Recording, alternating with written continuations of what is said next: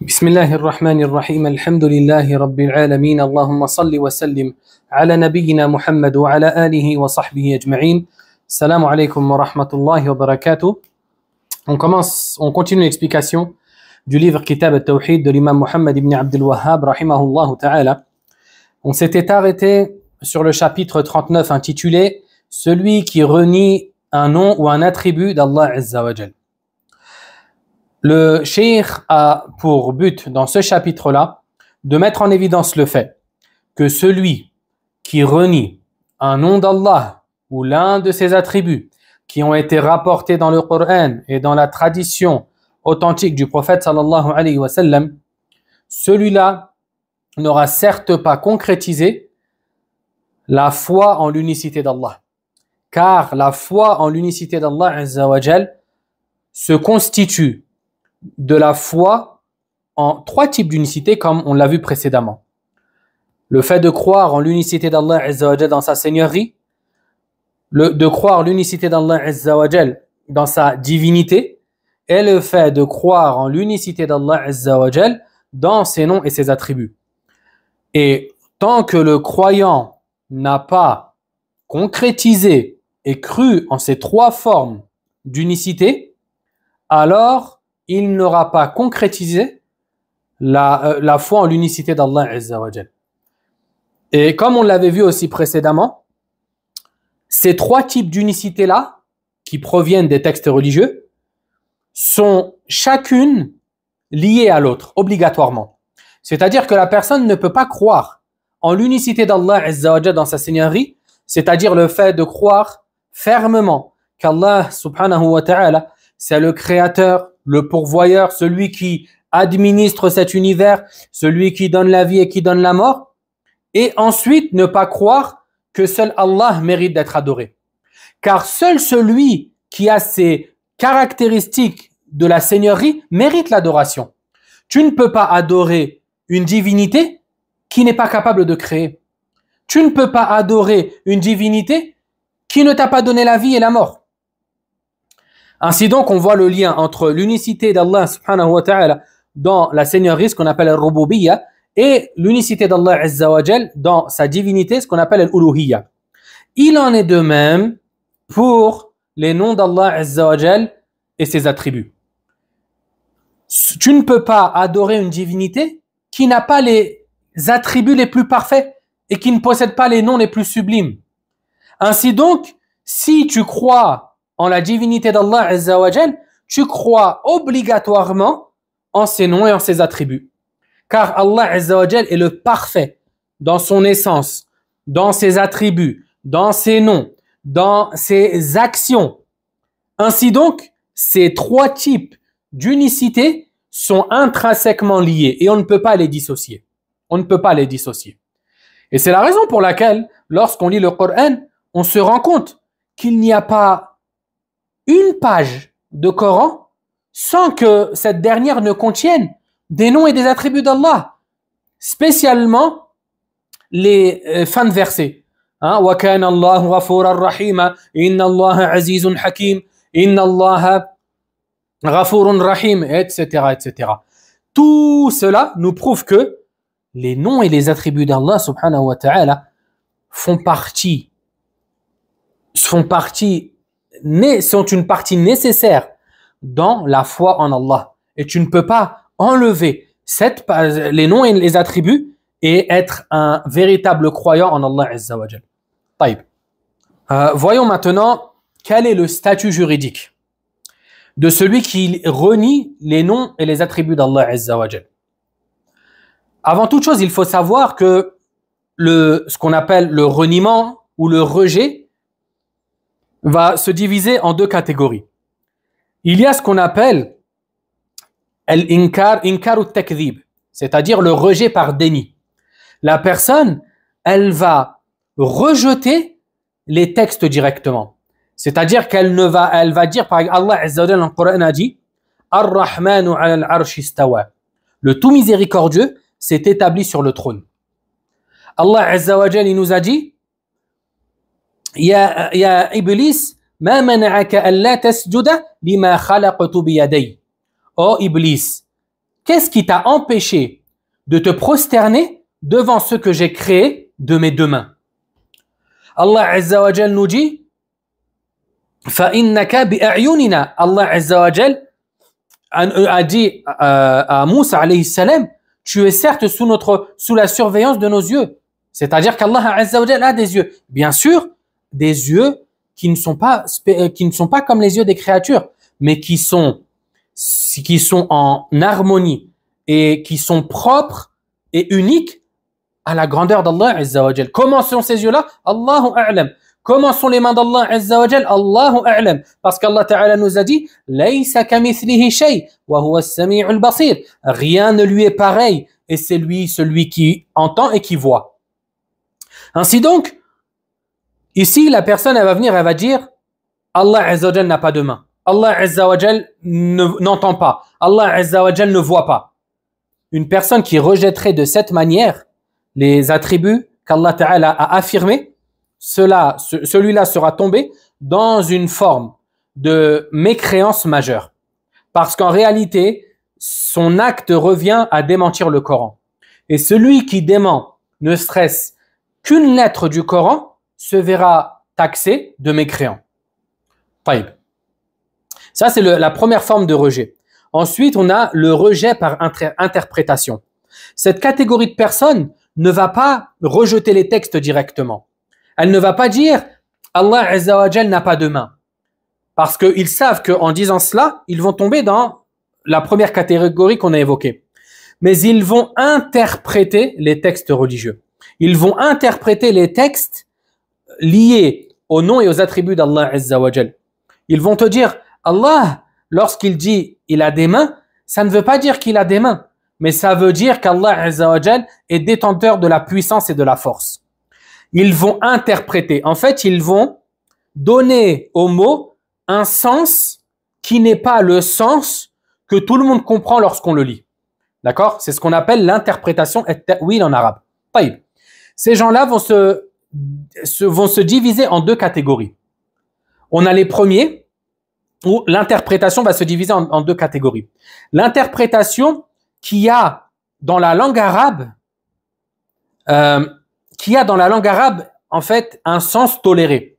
D'accord? Par exemple, le mot yed en arabe, il signifie la main. Et ça, c'est son sens premier. Le sens que lorsqu'on entend le mot yed, on sait, le cerveau va directement vers ce sens-là.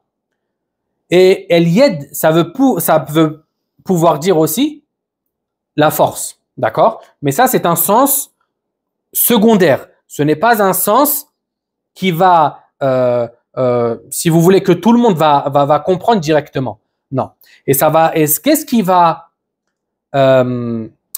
va délimiter le sens voulu? C'est ce qu'on appelle as-siyaq, la formulation du verset.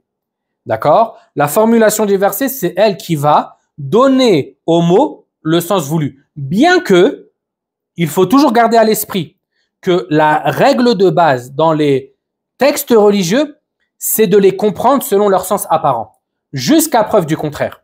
D'accord? Ça, c'est une règle de base très importante. Les textes religieux doivent être compris dans leur sens apparent jusqu'à preuve du contraire. D'accord? C'est-à-dire que là, tu ne peux pas venir me dire, c'est-à-dire que Allah, à chaque fois dans le Coran qu'il a dit yed, ça veut dire la force et ça ne veut pas dire la main que tout le monde connaît. Non, ça, c'est pas possible. D'accord? Parce que là, tu vas sortir du sens premier vers un sens secondaire sans preuve, sans que la formulation as-siyaq ne te permette d'agir ainsi. Taïb. Ça, c'est la première catégorie qu'on a dit de l'interprétation. L'interprétation qui a un sens toléré dans la langue arabe. D'accord? Les gens qui vont s'adonner à cette forme d'interprétation ne vont pas être accusés comme les premiers d'avoir démenti et renié les textes. D'accord? Bien que leur interprétation soit une erreur et qu'elle soit rejetée. D'accord? Il faut faire la différence entre les deux. Taïb. Le deuxième type d'interprétation, c'est si le sens donné n'est pas toléré par la langue arabe. C'est-à-dire que tu vas prendre un terme qui a été évoqué dans les textes religieux et tu vas lui donner un sens qui est inexistant dans la langue arabe. D'accord? C'est-à-dire que, par exemple, tu vas apprendre, je vais vous donner un exemple. Ar-Rahmanu ala al-arsh istawa. Allah Azza wa Jal a dit dans le Coran à 7 reprises que il s'est établi sur son trône.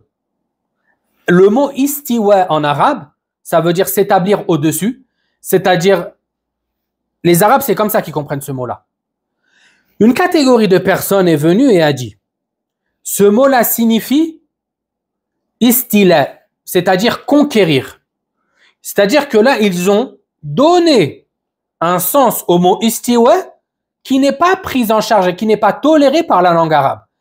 Et de ce fait, ce type d'interprétation-là sera considéré comme le fait d'avoir rejeté les textes.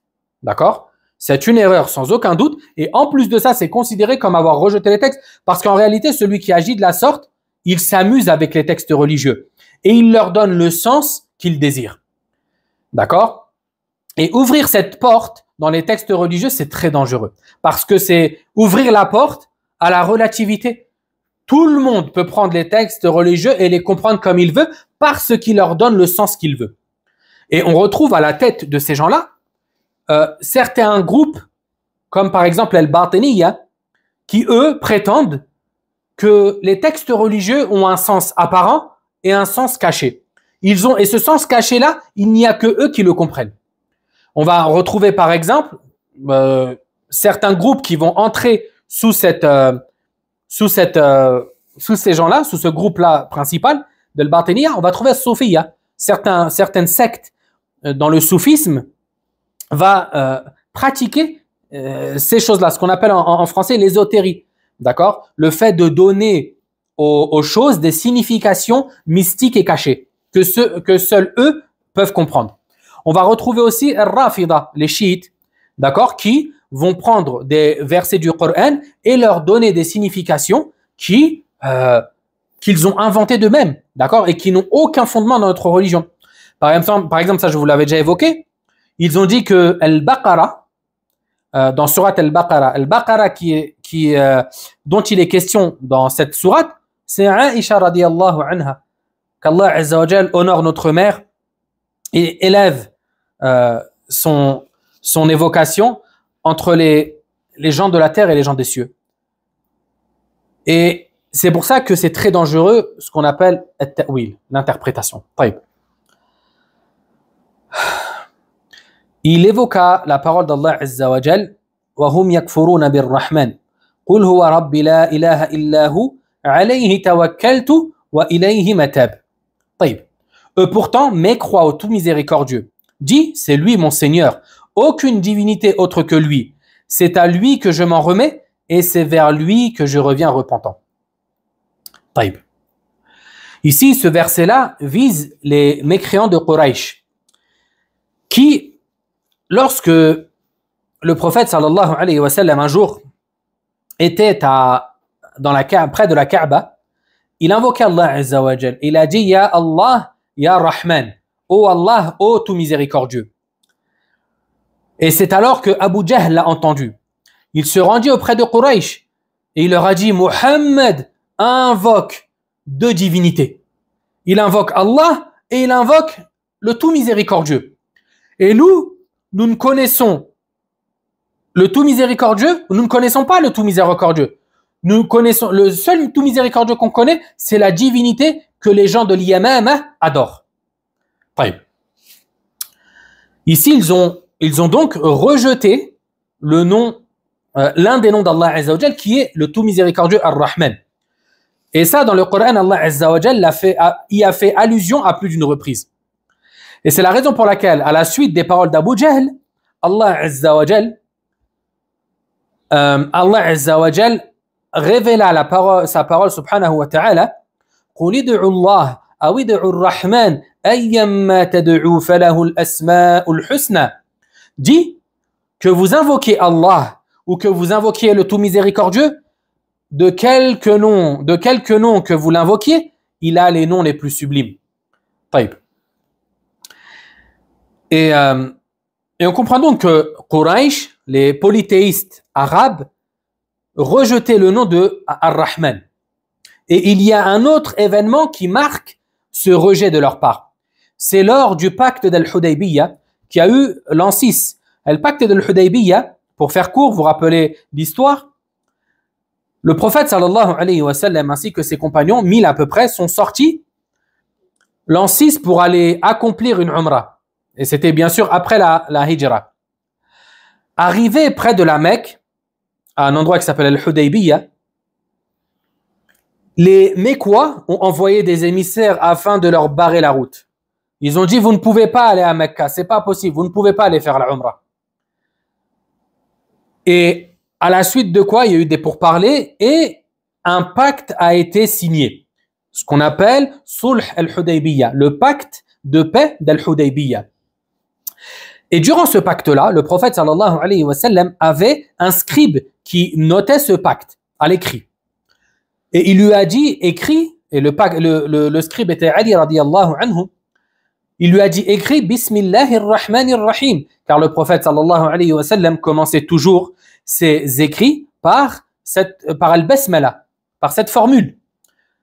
Et là, les émissaires de Quraysh lui dirent, quant à Allah, nous savons qui c'est, mais le tout miséricordieux Ar-Rahman, nous ne le connaissons pas. Efface ça et écris Bismika Allahumma, en ton nom, ô Allah. Ici, ils ont rejeté le nom, le tout miséricordieux. Taïb. Et le hadith a été rapporté par Al-Bukhari. Taïb. Ensuite, où le lien entre ce verset, d'accord, et le chapitre réside dans le fait qu'Allah Azza wa Jal a qualifié ceux qui ont rejeté ce nom-là, le tout miséricordieux, Allah les a qualifiés de mécréants. Il les a qualifiés de mécréants. Taïb. On en conclut donc que le fait de rejeter un nom d'Allah Azza wa Jal ou l'un de ses attributs est considéré comme un acte de mécréance. Parce que ça revient à rejeter un verset du Coran. Taïb.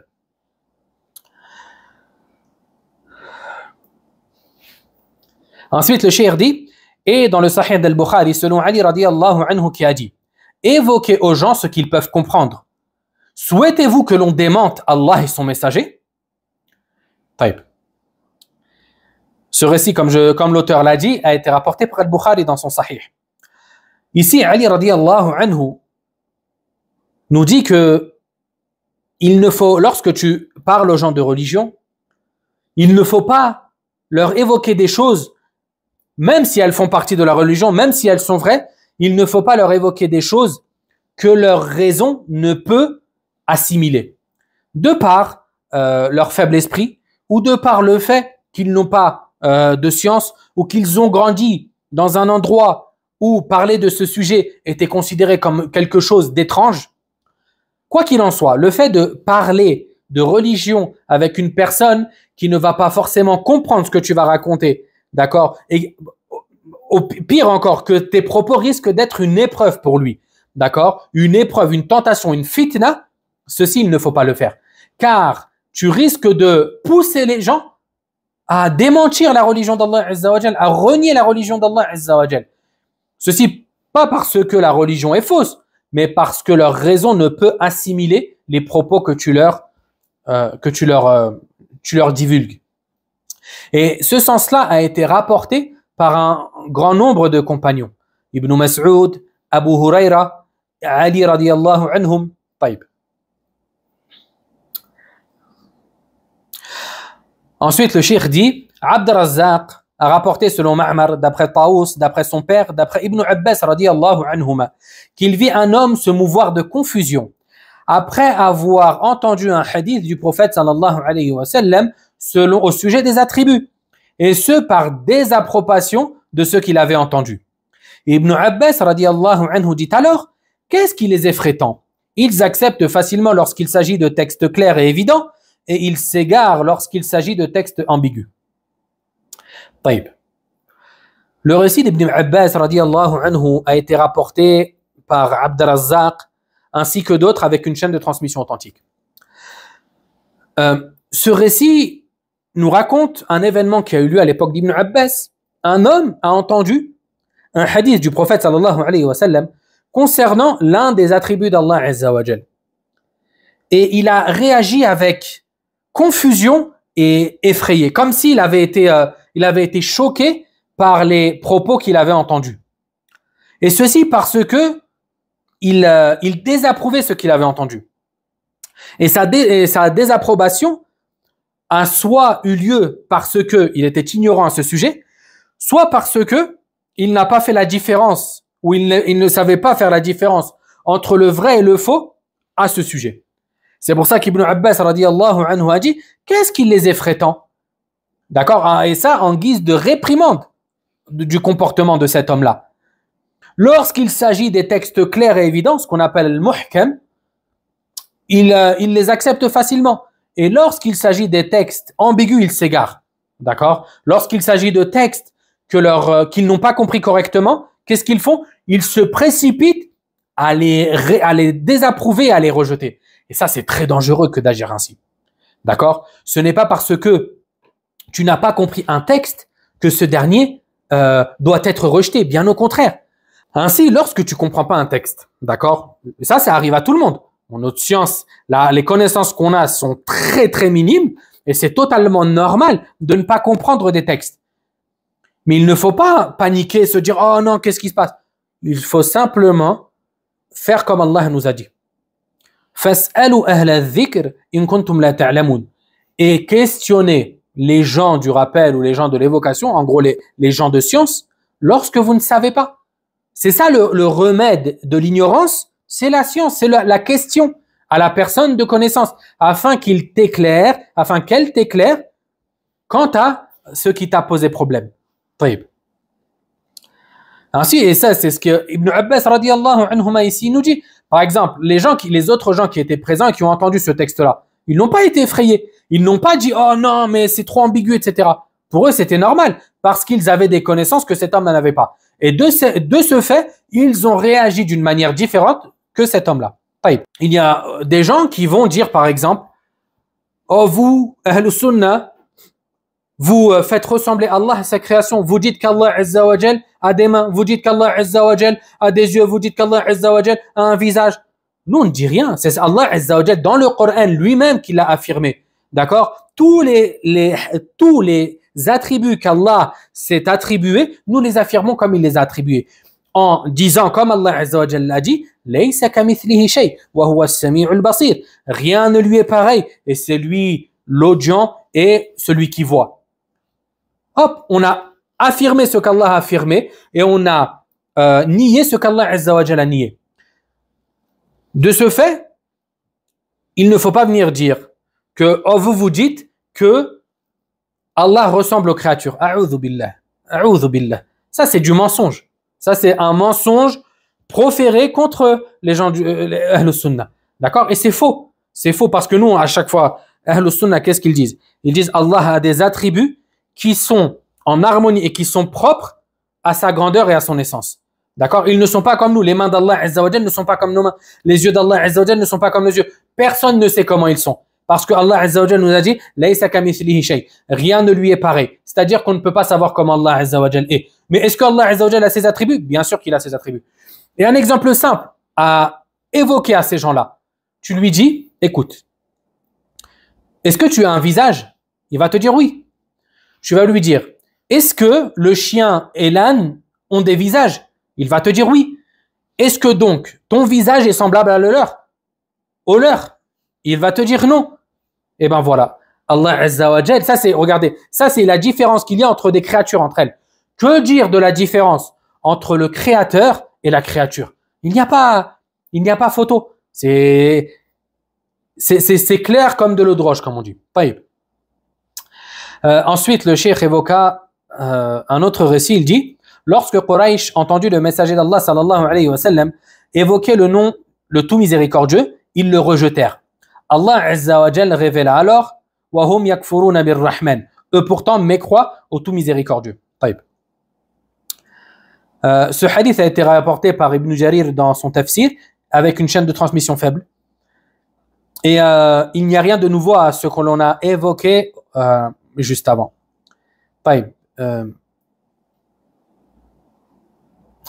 On passe au chapitre suivant. Le cheikh dit, chapitre 40, la parole d'Allah Azza wa Jal, ils reconnaissent les bienfaits d'Allah, puis ils les renient.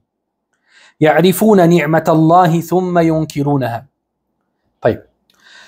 L'objectif de ce chapitre, c'est de mettre en évidence le fait que la reconnaissance des bienfaits d'Allah Azza wa Jal et la gratitude envers lui font partie des règles de bienséance à observer en ce qui concerne la seigneurie d'Allah Azza wa Jal. D'accord? C'est un acte de reconnaissance que de reconnaître au bienfaiteur ses bienfaits. C'est un acte de reconnaissance que de reconnaître au bienfaiteur ses bienfaits. Taïb. Allah Azza wa Jal, c'est celui qui nous a accordé tous les bienfaits qu'on a. C'est pour ça qu'Allah Ta'ala nous dit وَمَا بِكُم مِّن نِعْمَةٍ فَمِنَ اللَّهِ. Tous les bienfaits que vous avez proviennent d'Allah, uniquement. Il n'y a pas un bienfait dont on profite sans que ce dernier ne vienne d'Allah. Ainsi donc, il n'appartient à aucune créature que d'attribuer ses bienfaits à autre que celui qui te les a accordés, qui les a créés et qui te les a accordés. Ce chapitre-là va venir parler de ce sujet, c'est-à-dire reconnaître à Allah les bienfaits qu'il nous a accordés, tout simplement. Car les reconnaître à autre que lui est contraire à la foi en l'unicité d'Allah subhanahu wa ta'ala. Taïb. Et le lien entre ce chapitre et le thème du livre a deux abords. Il va être en lien avec l'unicité d'Allah dans sa seigneurie et l'unicité d'Allah dans sa divinité. Le premier, l'unicité d'Allah Azza wa Jal dans sa seigneurie, réside dans le fait que reconnaître les bienfaits à Allah, ton créateur, et celui qui a créé ces bienfaits, c'est reconnaître et être reconnaissant envers Allah dans sa seigneurie. D'accord? Lorsque tu dis Alhamdulillah, merci à Allah de m'avoir accordé des enfants, merci à Allah de m'avoir accordé la santé, merci à Allah de m'avoir accordé une subsistance, de m'avoir accordé l'islam, eh ben, tu reconnais que celui qui a créé cet enfant, celui qui a créé tout ce qu'il t'a accordé, c'est Allah, c'est lui le créateur. Et ainsi donc, tu remercies Allah pour sa seigneurie. Et du deuxième abord, l'unicité d'Allah dans sa divinité, ici c'est parce que l'acte en lui-même de remercier et d'être reconnaissant, ce qu'on appelle en arabe shukr, c'est un acte d'adoration. D'accord? Et c'est-à-dire que le croyant, lorsqu'il remercie Allah, il est en train de l'adorer. Lorsque tu dis Alhamdulillah, aussi bien avec ta langue qu'avec ton cœur, qu'avec tes actes, tu es en train d'adorer ton Seigneur. Et de ce fait, ça a un lien avec l'unicité d'Allah dans sa divinité. Concernant le fait d'attribuer les bienfaits à autre qu'Allah Azza wa Jal, ça va se diviser en plusieurs catégories. Premièrement, il y a le fait d'attribuer à une créature, d'accord, d'attribuer à une créature un bienfait en considérant que cette créature-là, c'est elle, c'est grâce à elle que tu as eu ce bienfait-là. C'est cette créature qui a créé ce bienfait, d'accord, et qui te l'a accordé. Croire et attribuer de cette manière-là à une créature un bienfait, c'est un acte de polythéisme majeur. Car tu auras donné à Allah un associé dans une chose qui lui est spécifique. D'accord? Et de ce fait, c'est un acte de polythéisme majeur. Comme par exemple, la croyance des polythéistes, et ça on l'a vu, à l'époque, lorsqu'ils disaient « la pluie est tombée grâce à l'étoile et grâce à la constellation une telle ». D'accord? Certains croyaient que c'est l'étoile elle-même qui a créé la pluie et qui l'a fait tomber. D'accord? Et ça, ce sont des choses qu'on va retrouver aujourd'hui. Et ce n'est pas, ces formes-là n'ont pas disparu. Comme par exemple, lorsque des gens vont dire « Merci, Mère Nature, de nous avoir accordé tous ces bienfaits. Voilà ce que la nature nous a accordé. » Ici, ils pensent et ils croient, et ça vient souvent des non-musulmans, que c'est la nature elle-même qui a créé ces choses-là et qui leur a accordé. Ça, c'est une forme de polythéisme majeur faisant sortir de l'islam. Deuxième cas de figure, le fait d'attribuer à une créature un bienfait en pensant qu'elle a été la cause dans son obtention. D'accord? En pensant qu'elle a été la cause dans son obtention. Et que c'est Allah Azza wa Jal qui est derrière ce bienfait.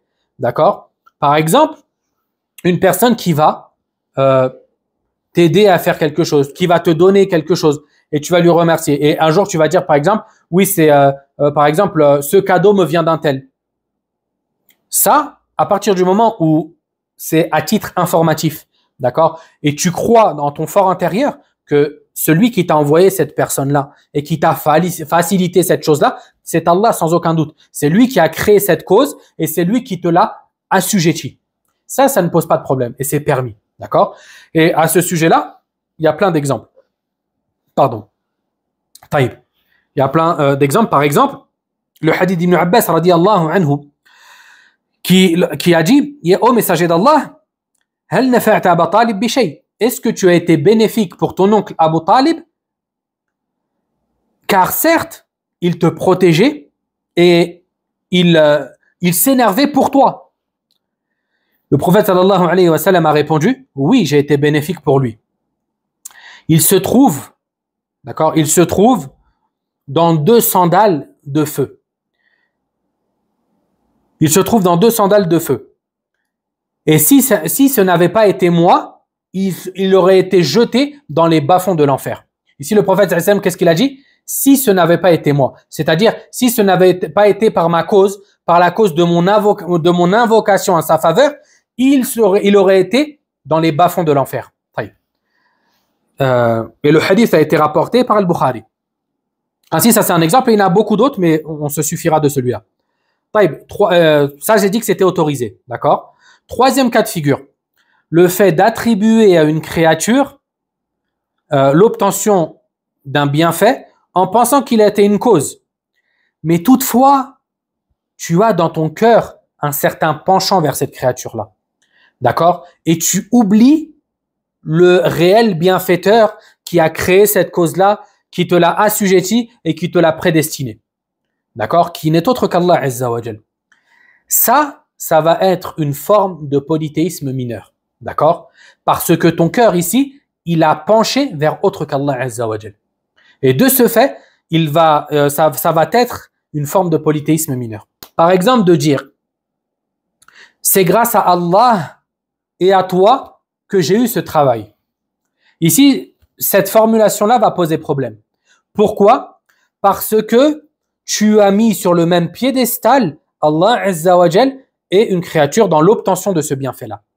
D'accord? C'est pour cela que ce type de phrase n'est pas permise. Ce qui est permis, c'est de dire j'ai eu ce travail grâce à Allah et ensuite toi. D'accord? Ensuite. D'accord? En arabe, hada min fadlillah thumma min fadlik. Et ça va être toléré et permis. Mais le premier, le fait de dire et, ça a une connotation d'égalité. Tu mets Allah au même rang que la créature. Et ça, c'est interdit. Voyons ensemble maintenant les textes que le cheikh a évoqués sous ce chapitre. Il a intitulé ce chapitre par un verset. D'accord? Il dit la parole d'Allah Azza wa Jal, ils reconnaissent les bienfaits d'Allah, puis ils les renient. Qu'est-ce que ça veut dire? Ils reconnaissent, c'est-à-dire, ils reconnaissent que ces bienfaits-là proviennent d'Allah à l'origine. D'accord? C'est Allah qui les a créés, c'est Allah qui leur a assujetti, etc. Et ici, les bienfaits d'Allah, ça englobe tous les bienfaits, sans exception. Taïb. Ensuite, il nous dit, Allah Azza wa Jalla dit, ensuite, il les renie. Il renie quoi? Ces bienfaits qu'ils savent pourtant venir d'Allah Azza wa Jalla. Hein? Et subhanallah, ce verset-là, il ne signifie pas qu'il renie l'origine des bienfaits. Par exemple, ils disent Allah ne m'a pas accordé d'enfant, Allah ne m'a pas accordé ceci. Non, eux, ils ne disent pas ça. Ils reconnaissent qu'Allah leur a accordé, mais ensuite, ils les renient en les attribuant à autre qu'à lui. D'accord? En les attribuant à autre qu'Allah Azza wa Jal. Et on va voir par la suite plusieurs exemples de cette attribution-là. Taïb. Et la plupart d'entre eux sont des ingrats. C'est-à-dire que la plupart de ceux qui reconnaissent les bienfaits d'Allah, d'accord, finissent par se montrer ingrats envers eux. Ils finissent par quoi? Par se montrer ingrats envers eux. Ça, c'est pour ceux qui connaissent un minimum Allah. Mais pour un mécréant qui ne connaît rien, lui, son cas est encore pire. Car à la base, il ne croit en rien. Il ne croit même pas en l'existence d'un créateur qui lui a créé et assujetti tout ce qu'il y a sur cette terre. Taïb. Ensuite, il évoqua le récit de Mujahid, rahimahullah ta'ala, qui dit cela consiste à dire, et Mujahid, le célèbre exégète, Mufassir, et l'élève de Ibn Abbas, ici, il nous donne un exemple concernant le verset qu'Allah Azza wa Jalla a évoqué.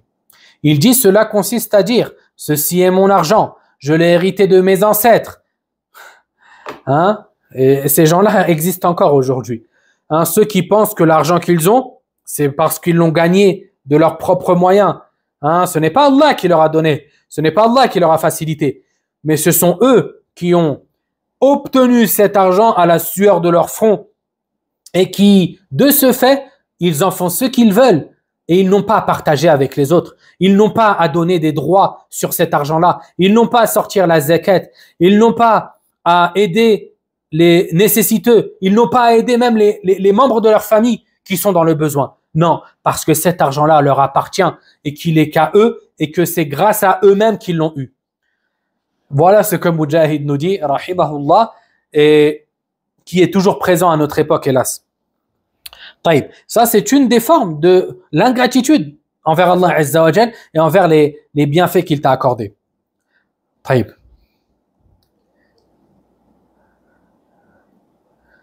Toutefois, je vais vous lire une parole de Cheikh Al-Uthaymin, rahimahullah, qui a dit ce qui apparaît de ces propos, ceux de Mujahid, est qu'ils ne sont pas répréhensibles car ils sont à titre informatif. C'est-à-dire le fait de dire par exemple, je vais vous expliquer après. Néanmoins, le sens visé par Mujahid consiste au fait d'attribuer l'acquisition de ces biens à la cause qui est l'héritage, tout en oubliant Allah qui est l'auteur ayant provoqué cette cause. De là, ces propos renferment une forme d'ingratitude. À noter cependant que prononcer ces mots à titre informatif ne renferme aucune chose répréhensible.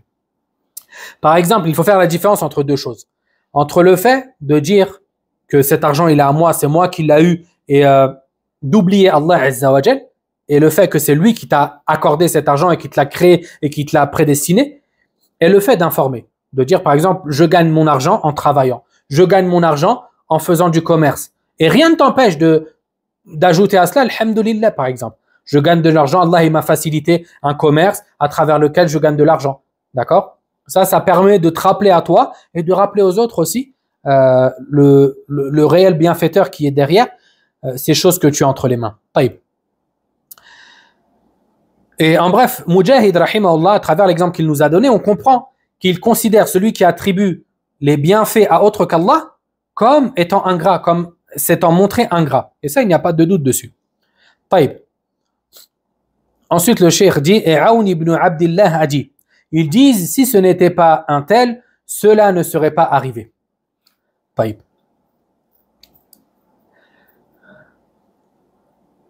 Le récit a été rapporté par Ibn Jarir dans son tafsir. Taïb, voyons ensemble maintenant quel est le statut juridique du fait de dire, si ce n'était pas un tel, cela ne serait pas arrivé. D'accord? Cheikh Al-Uthaymin, rahimahullah, a détaillé ce point-là en disant, quant à cette parole, une explication s'impose.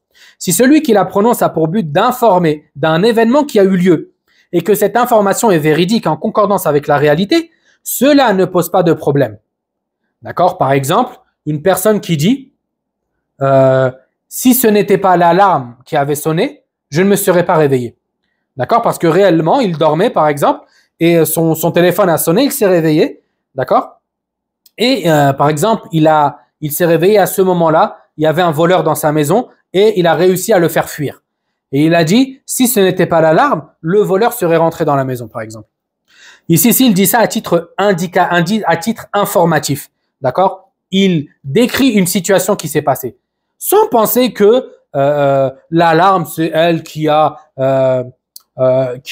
fait, comment dire, ou que Allah Azza wa Jal n'a eu aucun rôle dans ceci et cela. Non. Il reconnaît que ça a été simplement une cause et que Allah Azza wa Jal est derrière cette cause-là. Ça ne pose pas de problème, d'accord? Ensuite, il dit, mais s'il veut dire par ces mots qu'un tel est la cause derrière l'événement, alors il y a 3 cas de figure. Si la chose à laquelle il attribue la cause n'en est pas une et qu'elle n'a aucune influence sur l'événement, comme le fait de dire, si ce n'était pas le saint un tel, je n'aurais pas eu d'enfant. D'accord? Une telle croyance constitue une forme de polythéisme majeur, car il aura cru que ce saint a le pouvoir d'influer et d'impacter sur l'univers. Deuxième cas de figure. Si la chose à laquelle il attribue la cause en est une réellement, comme l'exemple que je vous ai donné, considérée religieusement ou matériellement, cela est permis à condition de ne pas croire que la cause influe, impacte d'elle-même, et de ne pas oublier celui qui lui a accordé ce bienfait. C'est-à-dire, comme je vous ai dit, tu reconnais, tu dis par exemple que si ce n'était pas l'alarme, le voleur serait rentré, d'accord? Parce que tu sais que l'alarme, c'est une cause qu'Allah Azza wa Jalla a établie sur terre et qui fait que les gens sont avertis lorsqu'ils l'entendent, d'accord? Ça, il n'y a pas de souci. Troisième cas de figure. Si le lien entre l'événement et la cause pourtant apparente n'est pas considéré religieusement ou matériellement, cela constitue alors une forme de polythéisme mineur, comme l'utilisation des filtres d'amour, des amulettes de protection et ce qui s'y apparente. Car il aura jugé d'une chose comme étant une cause ayant des effets, alors qu'Allah n'en a pas décidé ainsi. Il se poste donc comme associé à Allah dans la détermination des causes. Ici, ça on l'avait vu précédemment, c'est le fait d'établir des causes qui n'en sont pas. Comme par exemple porter un bracelet en prétendant que ce dernier va faire fuir les djinns. D'accord? C'est une cause pour faire fuir les djinns. Ça ici, tu vas avoir établi une cause qui n'en est pas une, car il n'y a aucune preuve, aussi bien une preuve religieuse qu'une preuve matérielle que tout le monde connaît, comme faisant de ce bracelet une chose qui va faire fuir les djinns. De ce fait, tu seras tombé dans une forme de polythéisme mineur. Ensuite, le cheikh dit, Ibn Qutayba a dit, il dit cela est grâce à l'intercession de notre divinité. Ici, Ibn Qutayba fait référence, il a donné un exemple concernant le verset qu'Allah Azza wa Jalla a évoqué. Et il dit que ce verset-là fait référence aux polythéistes qui disaient que les bienfaits qu'ils avaient proviennent d'Allah, mais ensuite, ils les renient. Et comment ils les renient? En disant c'est grâce à l'intercession de nos divinités qu'on a eu tel et tel bienfait. Et quelle plus grande ingratitude et mécréance que celle-ci. Et ça, c'était le cas de beaucoup d'Arabes. Et hélas, à ce jour, ça existe encore. D'accord? À ce jour, ça existe encore avec ceux qui adorent les saints, qui se rendent à leur tombe, à leur mausolée, pour les invoquer afin d'avoir tel et tel bénéfice mondain. Hein? Ô saint un tel, guéris-moi. Ô saint un tel, intercède auprès d'Allah en ma faveur afin d'avoir un enfant. Et lorsqu'il a un enfant, il remercie pas Allah, il remercie cette divinité qu'il a pris avec Allah Azza wa Jal. Hein? Et de ce fait, en réalité, leur acte, c'est un acte d'ingratitude envers leur Seigneur, car ils attribuent le bienfait à autre que son créateur et son auteur.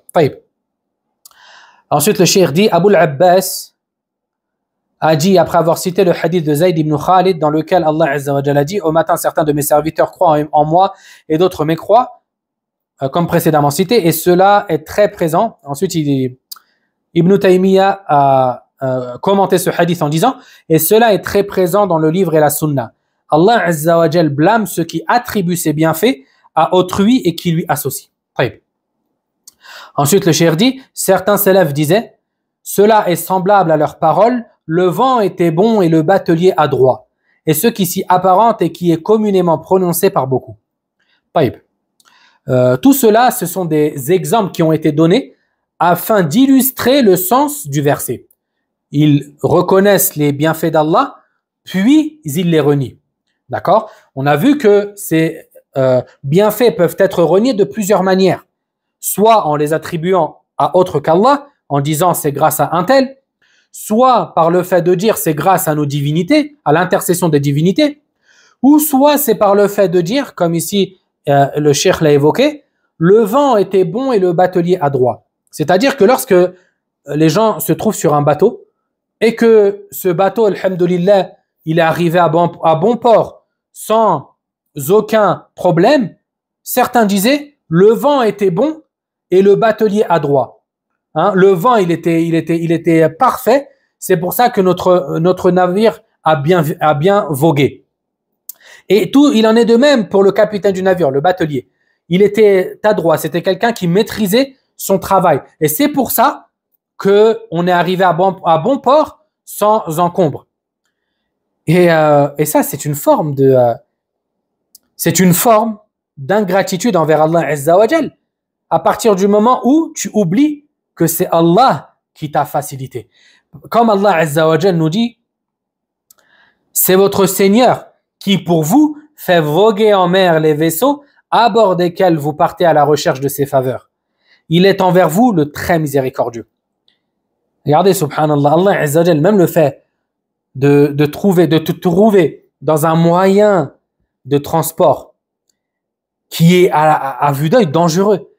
Lorsque tu navigues en mer, ça y est, t'es au large, tu ne vois que la mer de partout et des vagues grandes comme des montagnes. Qui est-ce qui préserve ce bateau et qui te permet d'arriver à bon port? C'est Allah Azza wa Jal. Wallah, c'est Allah. T'as beau me dire, oui, non, le capitaine, mashallah, c'est il excelle dans son art. Wallah que c'est Allah Azza wa Jal qui lui a facilité et qui a facilité à ce bateau de voguer. Il en est de même quand tu es dans l'avion. Hein? Il y a un peu de turbulence, là, tout le monde panique. Tout le monde panique. Et lorsque l'avion atterrit, hein? Ah oui, ah mashallah, franchement, le pilote, excellent. Franchement, si c'était pas lui, l'avion, Allah alam où il aurait fini. Ça, ces formes de paroles-là, elles ne sont pas à dire. Wallah, l'avion, il atterrit, dit Alhamdulillah, Alhamdulillah, louange à Allah qui nous a fait arriver à bon port, en bonne santé et en étant préservé. Taïb.